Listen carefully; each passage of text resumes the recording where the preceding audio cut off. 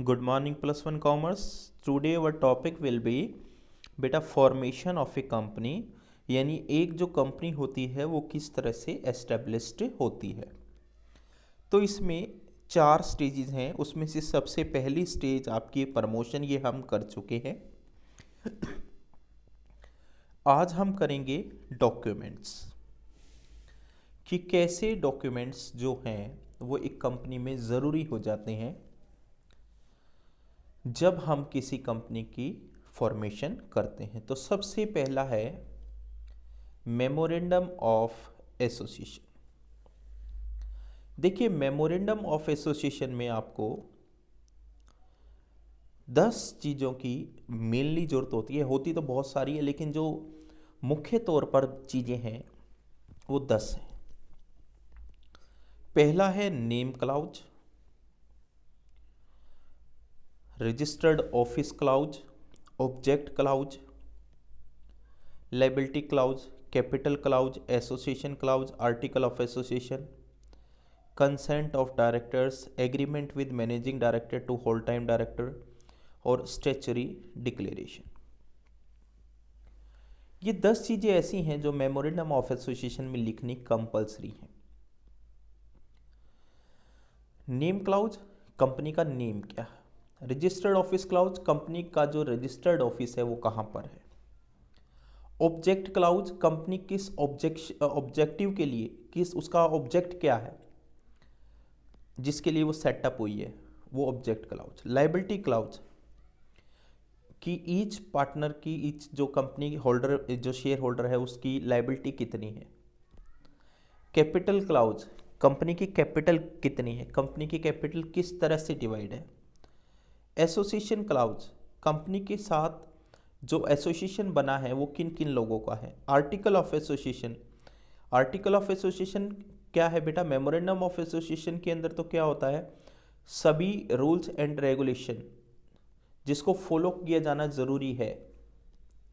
Company का objectives, ये सारी चीज़ें डिफाइन करता है। तो आर्टिकल ऑफ एसोसिएशन क्या डिफाइन करता है कि मेमोरेंडम ऑफ एसोसिएशन में जो ऑब्जेक्टिव है उनको पूरा कैसे किया जाए। तो उनको पूरा करने के लिए आप आर्टिकल ऑफ एसोसिएशन बनाते हैं। फिर जितने भी डायरेक्टर्स हैं उनके कंसेंट जो है उसमें सिग्नेचर के तौर पर वहाँ पर होती है। फिर मैनेजिंग डायरेक्टर के साथ होल टाइम डायरेक्टर जो भी हैं उनके साइन होते हैं। और उनके बाद जितने भी फॉर्मेलिटीज़ हैं उनको पूरा करने के बाद लास्ट में रजिस्ट्रार के यहाँ आपकी डिक्लेरेशन होती है, उसे स्टैच्यूटरी डिक्लेरेशन कहते हैं। इन corporation the memorandum of association must be, जो मेमोरेंडम ऑफ एसोसिएशन है ये साइन होना चाहिए, गवाहों के भी साइन होने चाहिए, विटनेस के भी साइन होने चाहिए, जितने भी हैं मेंबर्स के भी साइन होने चाहिए। Article of association duly stamped and witnessed, witness होनी चाहिए, उसमें रिटर्न परमिशन होनी चाहिए डायरेक्टर्स की। इसके अंदर एग्रीमेंट होना चाहिए मैनेजिंग डायरेक्टर का। एक कॉपी ऑफ द रजिस्ट्रार जो होती है लेटर की, वो परमिशन के साथ रजिस्ट्रार के पास जानी चाहिए। A declaration that all the legal requirement are followed, एक डिक्लेरेशन होनी चाहिए कि उसमें सारे जो रिक्वायरमेंट है वो पूरी कर ली गई है। एक नोटिस होना चाहिए कि एग्जैक्ट ऑफिस जो है रजिस्ट्रार का कहाँ पर है। कैपिटल सब्सक्रिप्शन बेटा, उसके अंदर क्या क्या होना चाहिए, सेबी की अप्रूवमेंट होनी चाहिए, फाइलिंग ऑफ प्रोस्पेक्टस होना चाहिए। प्रोस्पेक्टस क्या होता है, जिसके अंदर सभी चीज़ें कंपनी की डिस्क्राइब होती है। टाइम टू टाइम कंपनी किस तरह से ट्रीटमेंट करेगी, व्यवहार करेगी, ये बारे में बताया जाता है। ब्रोकर की अपॉइंटमेंट, बैंकर की अपॉइंटमेंट हो गई है या नहीं, मिनिमम सब्सक्रिप्शन हो गया है कि नहीं। अब मिनिमम सब्सक्रिप्शन क्या है, जैसे कंपनी की टोटल ओवरऑल कैपिटल 10 लाख है तो उसका 90% रिसीव्ड होना जरूरी है, यानी 9 लाख रुपीज़ रिसीव्ड होने जरूरी है। एप्लीकेशन टू स्टॉक एक्सचेंज, हमें स्टॉक एक्सचेंज के अंदर अपनी एप्लीकेशन देनी पड़ती है कि हम अपने शेयर की ट्रेडिंग को स्टार्ट कर रहे हैं। There after allotment of share होता है। कमेंसमेंट ऑफ बिजनेस कैसे होता है, एक डिक्लेरेशन अबाउट मीटिंग, जो डिक्लेरेशन आपको करनी पड़ती है मिनिमम सब्सक्रिप्शन को लेकर के, अभी भी आपको बताया 90% होती है। एक डिक्लेरेशन और देनी पड़ती है regarding the application and allotment money paid by the director as same as other. एक डिक्लेरेशन देनी पड़ती है कि no money is payable to the application because of the failure of the company. Statutory declaration that the above particular are followed. Statutory declaration होने के बाद registrar खुद ये एग्जामिन करता है कि क्या जो जितनी चीज़ें बताई गई हैं उसका सेटिस्फैक्ट्री रिस्पॉन्स है या नहीं है। नेक्स्ट है बेटा forms of business organisation. Sole partnership, Hindu undivided family, cooperative society, company. Sole का मतलब क्या होता है? सोल का मतलब होता है जो मालिक है वो ही ऑनर है, यानी एक ही मालिक है, एक ही ओनर है। फायदा क्या होता है सोल का बेटा? ए सोल प्रोप्राइटर जो होता है वो अपने डिसीजन को आसानी से ले सकता है, जल्दी ले सकता है, हर एक बात को अपने तक सीक्रेट रख सकता है, किसी को प्रॉफिट बांटने की उसे दूसरे को जरूरत नहीं है, वो अपने काम से सेटिस्फाई होता है, यानी जो करता है उसी से सेटिस्फाई होता है। और जो सोल है बेटा उसको स्टार्ट करना और बंद करना आसान है। Partner, types of partner.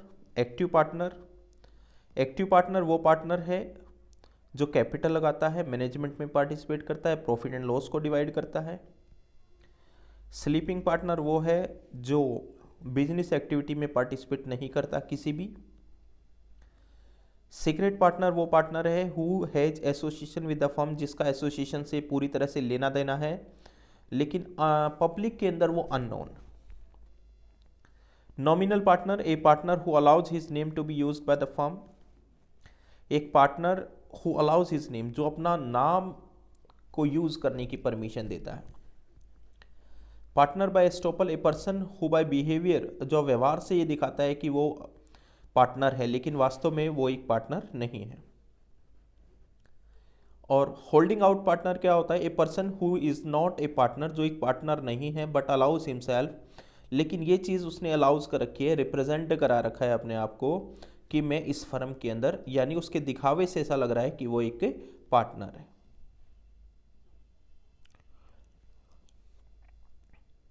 Consequence of non registration, अगर कोई कंपनी या फर्म रजिस्टर्ड नहीं है तो क्या होगा? A partner of an unregistered firm can not file a case, वो कोई केस फाइल नहीं कर सकता। फर्म जो है file a case against third party के खिलाफ कोई केस नहीं कर सकती। और the firm can not file a case against the partner, या किसी पार्टनर के खिलाफ वो नहीं जा सकते। टाइप्स ऑफ कंपनीज, कंपनी दो तरह की बेटा, प्राइवेट और public. Public company minimum member 7, maximum कितने भी हो सकते हैं।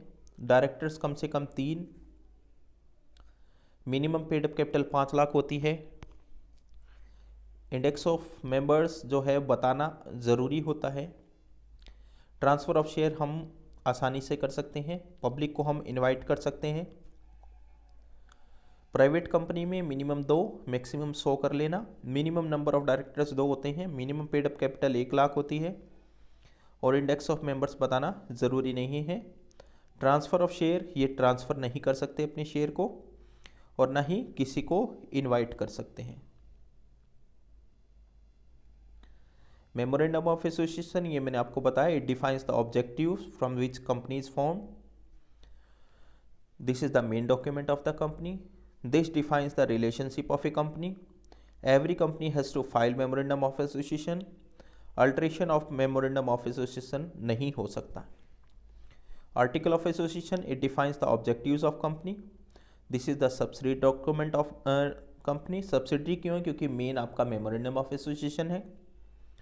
आर्टिकल के अंदर ये डिफाइन किया जाता है कि मेंबर्स और कंपनी के बीच में क्या रिलेशन है।